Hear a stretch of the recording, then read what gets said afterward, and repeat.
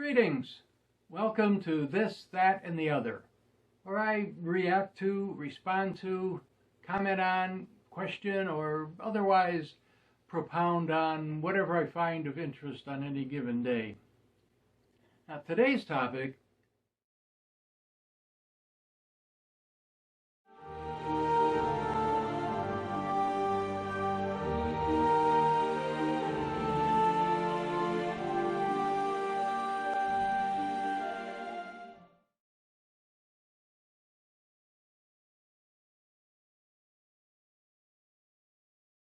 we have finally reached the end of our tale. Now, this final episode is largely as Tolkien wrote it, probably a good 85 to 90%, with only a small amount of editing. The book wraps up the story so much better and more completely than the movie. Time went on, and 1421 came in. Frodo was ill again in March, but with a great effort he concealed it, for Sam had other things to think about. The first of Sam and Rosie's 13 children was born on the 25th of March, a date that Sam noted.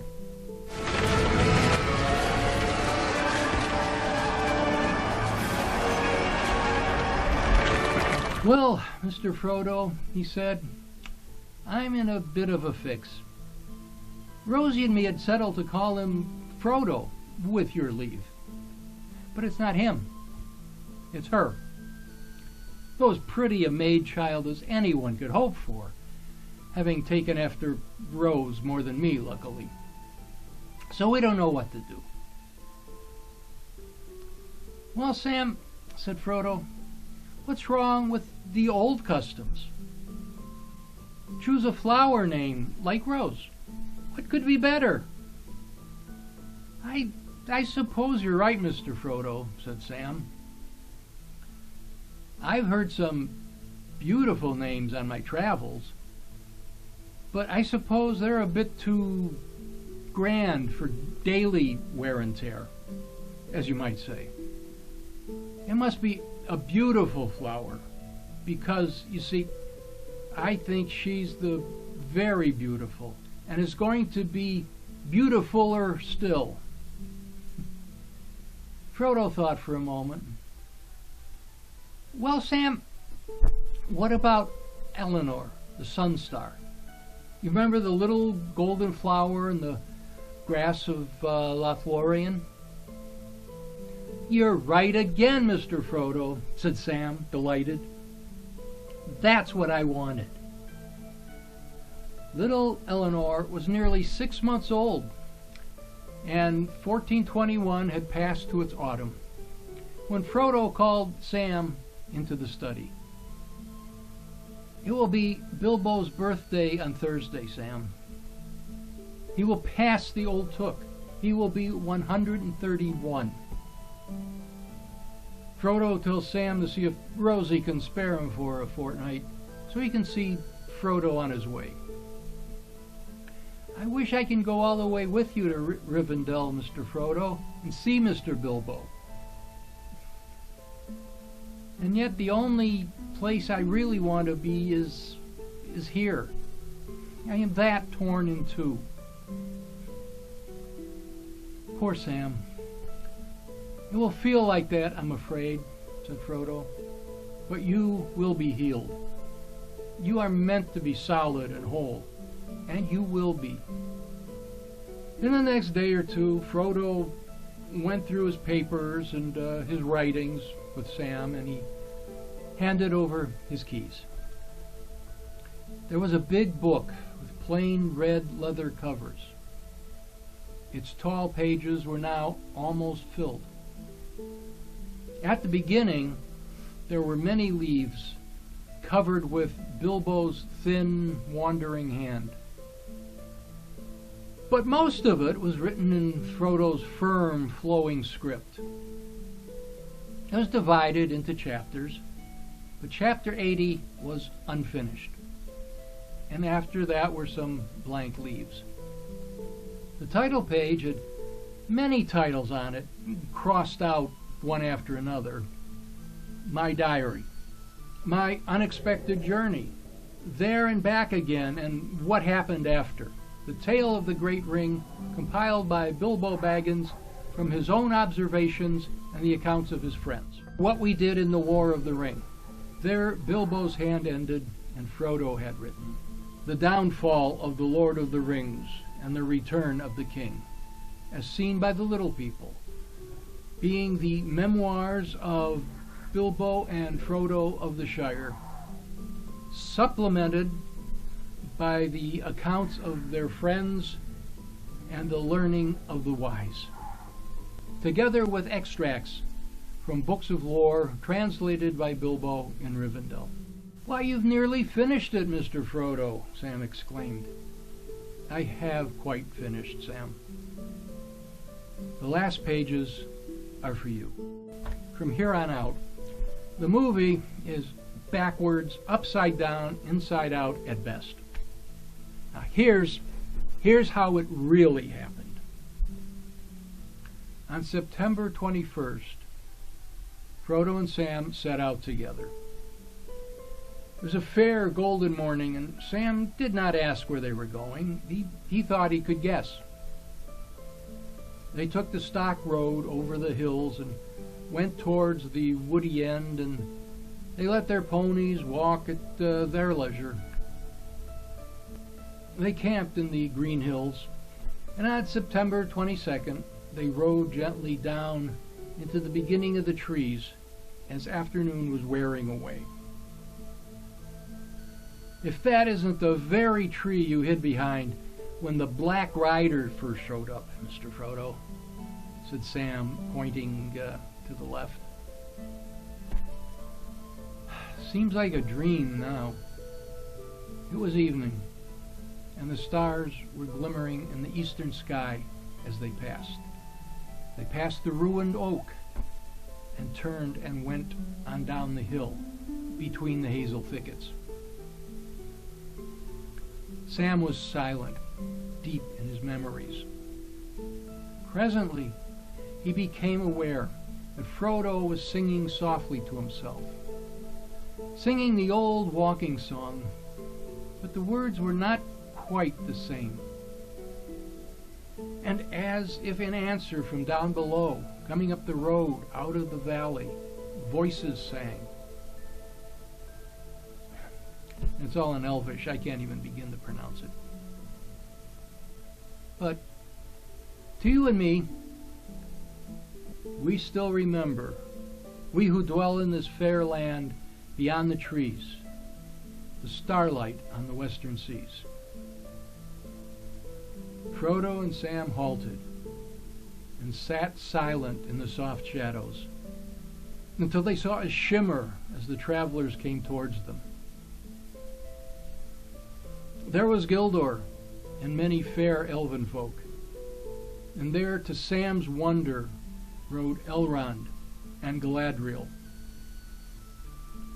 Elrond wore a mantle of gray and had a star upon his forehead, and a silver harp was in his hand, and upon his finger was a ring of gold with a great blue stone. Vilya, mightiest of the three. Galadriel sat upon a white palfrey and was robed all in glimmering white, like clouds about the moon, for she herself seemed to shine with a soft light. On her finger was Nenya, the ring wrought of mithril that bore a single white stone, flickering like a frosty star. And riding slowly behind, on a small gray pony, seeming to nod in his sleep, was Bilbo. Elrond greeted them graciously, and Galadriel smiled upon them. "Well, Master Samwise," she said, "I hear and see that you have used my gift well. The Shire shall now be more than ever blessed and beloved. Sam bowed, but found nothing to say. He had forgotten how beautiful the lady was. Then Bilbo woke and opened his eyes. "Hello, Frodo," he said. "Well, I have passed the Old Took today, so that's settled. And now I think I am quite ready to go on another journey. Are you coming?" "Yes, I am coming," said Frodo. "The ring-bearers should go together." "Where are you going, Master?" cried Sam. At last, he understood what was happening.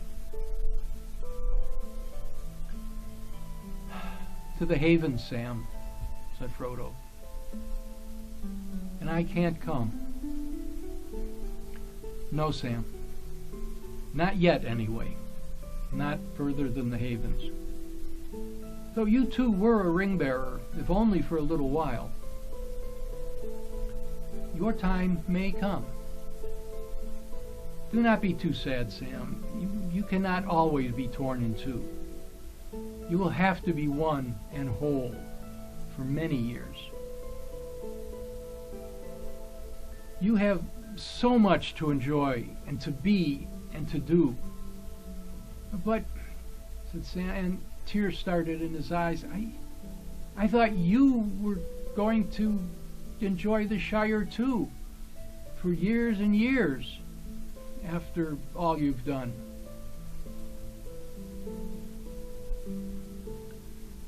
"So I thought too, once. But I've been too deeply hurt, Sam. I tried to save the Shire, and it has been saved. But not for me. It must often be so, Sam, when things are in danger. Someone has to give them up, lose them, so that others may keep them. But you are my heir. All that I had, and might have had, I leave to you. Also, you have Rose and Eleanor, and Frodo lad will come, and Rosie lass, and Mary, and Goldilocks, and Pippin, and perhaps more that I cannot see. Ends up 13 in all. Your hands and your wits will be needed everywhere. You will be mayor, of course, as long as you want to be, and the most famous gardener in history. You will read things out of the Red Book and keep alive the memory of the age that is gone, so that people will remember the great danger, and so love that beloved land all the more. And that will keep you as busy and as happy as anyone can be, as long as your part of the story goes on. Come now, ride with me." Then Elrond and Galadriel rode on. The Third Age was over, and the days of the rings were past.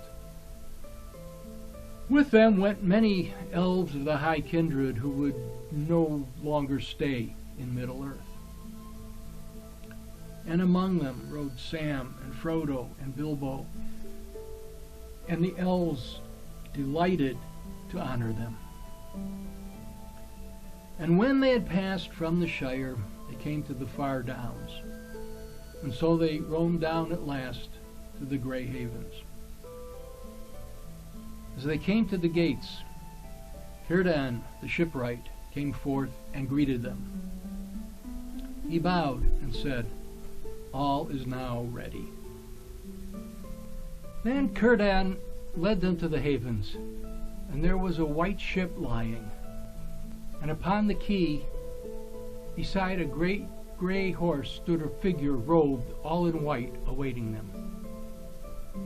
As he came towards them, Frodo saw that Gandalf now wore openly on his hand the third ring, Narnia the Great, and the stone upon it was red as fire. Narnia? Tolkien's best friend, C.S. Lewis, wrote a series of stories under the title of Chronicles of Narnia. Coincidence? Okay, we've sort of accounted for the 3 elvish rings. You need to read the appendices for the details. They were held by Galadriel, Gil-galad, who bequeathed his to Elrond, and Círdan, who gave his to Gandalf when the wizard arrived at the Havens 2,000 years earlier, by ship, not in a meteor. But Sam was now sorrowful at heart, and it seemed to him that if the parting would be bitter, more grievous still would be the long road home alone. But even as they stood there and the elves were going aboard, and all was being made ready to depart, up rode Merry and Pippin in great haste. And amid his tears, Pippin laughed. "You tried to give us the slip once before and failed. But this time you have nearly succeeded, but you have failed again. It was not Sam, though, that gave you away this time, but Gandalf himself." "Yes," said Gandalf, "for it will be better to ride back 3 together, rather than 1 alone." Here, at last, on the shores of the sea, comes the end of our fellowship. Go in peace. I will not say, do not weep, for not all tears are an evil. Then Frodo hugged Merry and Pippin, and last of all Sam, and went aboard. Actually, the book says kissed, but I'm not opening that can of worms. There are far too many warped juvenile minds watching YouTube that would have a field day giggling about that. Look, you cannot judge Tolkien's time and circumstances by 2023 sensibilities, okay?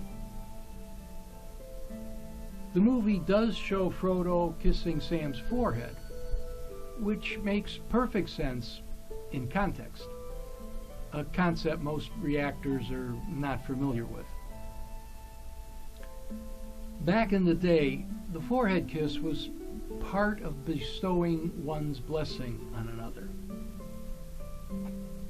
The sails were drawn up and the wind blew, and slowly the ship slipped away down the long gray firth, and the light from the glass of Galadriel that Frodo bore glimmered and was lost. And the ship went out onto the high sea and passed on into the west, until at last, on a night of rain, Frodo smelled a sweet fragrance in the air, and heard a sound of singing that came over the water. And it seemed to him that, as in his dream in the house of Bombadil, the gray rain curtain turned all to silver glass and was rolled back, and he beheld white shores, and beyond them a far green country under a swift sunrise. Now, these were Gandalf's words in Minas Tirith describing death to Pippin. The grey rain curtain of this world rolls back, and all turns to silver glass. And then you see it. White shores. And beyond, a far green country under a swift sunrise. But to Sam, the evening deepened to darkness as he stood at the haven. And as he looked at the gray sea, he saw only a shadow on the waters that was soon lost in the west. There still he stood, far into the night, hearing only the sigh and murmur of the waves on the shores of Middle-earth. And the sound of them sank deep into his heart. Beside him stood Merry and Pippin, and they were silent. Finally, the three companions turned away, and never again looking back, they rode slowly homeward. And they spoke no word to one another until they came back to the Shire. But each had great comfort in his friends on the long grey road. At last they rode over the downs and took the east road. And then Merry and Pippin rode on to Buckland. And already they were singing again as they went. Sam turned to Bywater, and so came back up the hill as day was ending. He went on, and there was yellow light and fire within, and the evening meal was ready, and he was expected. Don't ask me how. Rose drew him in, set him in his chair, and put little Eleanor upon his lap. He drew a deep breath. Well, I'm back.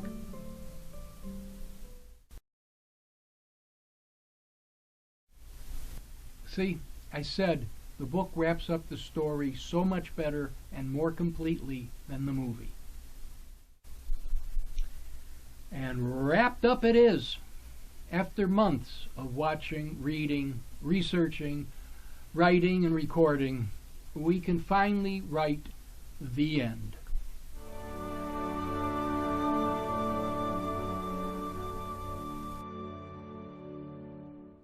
However, there's still the extended version scene comparison, and then an epilogue where I'll take a general overview of the book, the movie, the reactions, the relation between everything, and my commentaries. So, thanks for watching.